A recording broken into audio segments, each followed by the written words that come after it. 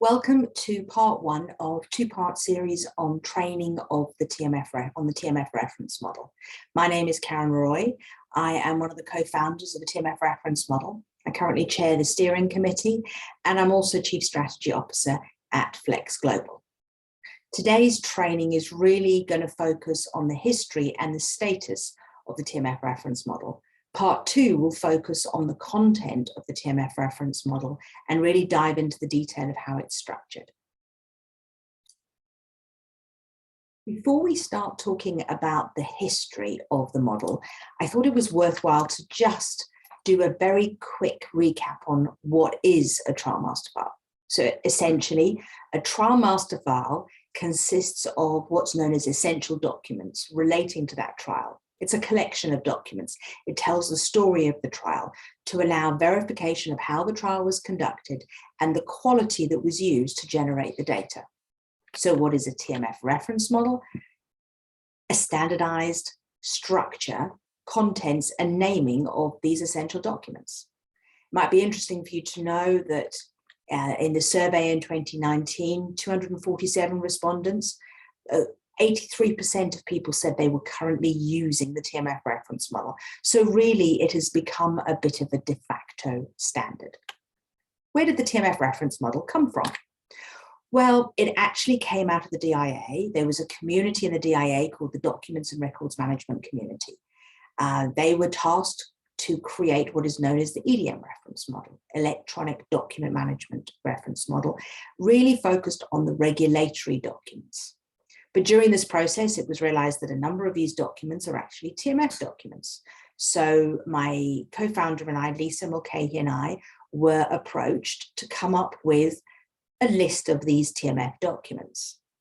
This actually evolved into us actually needing a TMF reference model. So you might say, well, why did we need a reference model? Well, we started at ICAG 6, section 8.2 to 8.8, where it lists the minimum list of essential documents for a TMF. It's not the comprehensive list. And when we started digging into it, we realized that actually ICHE 6 was very, very light. It didn't have a lot of documents that were relevant.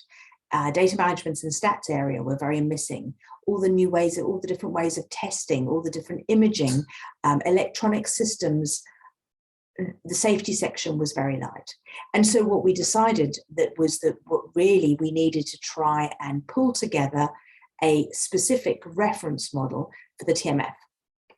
Now, we were limited in terms of what we were looking at. So we really took the ICH minimum list, and then we said, okay, we are looking from a TMF reference model perspective at that minimum list, plus all the other trial records that specifically permit the evaluation of the conduct of the trial and the quality of the data produced. So what did we do? Well, we went out and we recruited a lot of people. Every conference we went to, we pulled people in, and in 2009, we started this recruitment process. Our initial meeting was then, and we basically tried to pull the knowledge from all the different contributors. Everyone contributed their own TMF structures. Everybody contributed their own knowledge. And we pulled and got a superset of what we ended up calling artifacts. And this will all be covered off in section 2 of the training. And we released our first version in 2010. We then got the regulators, specifically MHRA and FDA, to have a look at this. And we included our regulator feedback in version 1.1, released in 2011. Between 2011 and 2013, we included investigator site files, devices, process-based metadata, and we started a load of work groups. And in that time, we also separated from the DIA. We have always been supported by the DIA, but as we had a product, it could not be owned by the DIA. So we are actually the TMF reference model, not the DIA TMF reference model. In 2014, we felt that it was time to become a bit more formal, and we established a steering committee, which was going to govern the TMF reference model. We established a change control board, and between 2014 and 2021, we also released what is known as the exchange mechanism specification. And there's a lot of information available on the TMF reference model website about this. Essentially, it's a way of transferring documents from one system to another in the smooth, it supports interoperability. We also released version 3 of the reference model. We're now in 2022, and we're very excited to say the TMF reference model has become part of CDISC, a standards organization. And again, there is a lot of information available on our website to talk about the move to CDISC and to give you some further information there. So how is it managed? It's governed under a formal charter. We have a 14-member steering committee. We have a chair, currently myself, a secretary. We have a charter which is available on our website. As you can see, we have the website there, www.tmfrefmodel.com, with a lot of resources. And we also have a change control board. The steering committee today consists of these people. As you can tell, there's a mixture of sponsor companies, of CROs, of vendors, there's consultants. We try and have a wide range, and in fact our charter insists that no one group can dominate the steering committee. The steering committee are voted in by the members of the TMF reference model community, and they serve 3-year terms and rotate every 3 years. So the community that I just mentioned, first of all, there's the steering committee of 14.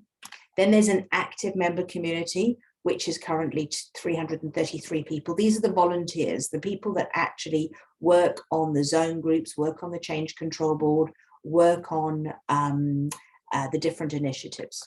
Then we have a subscription group who are notified of what's going on, almost a mailing list, and that's 4,000 people, 1,600 people. The 4,000 is the LinkedIn community, and so there's a LinkedIn community group as well. So that is how all the different community parts of the community. And if you want to get involved, go to our website, http://tmfrefmodel.com/join. This is a community with many, many deliverables. If you go onto the website, you will see there's all these different areas where you can get useful information, where you can ask lots of questions. There's forums, a wonderful way of communicating with the reference model. And this is just a screenshot of the reference model website, where you can see our upcoming meetings and where you can find out information that you want to do, that you want to know. If you have any feedback on the reference model, again, you go to the website, you go to feedback, and that's where you can submit your feedback. So if you want to get involved, join, register at the TMF reference model website. If you want to give feedback, you can join, give the feedback there. And hopefully this has given you a little bit of a very brief introduction to the reference model, how it came about, where it is today. Listen to part 2 to hear about the actual model itself, how it's structured, and how you can use the reference model. Thank you very much.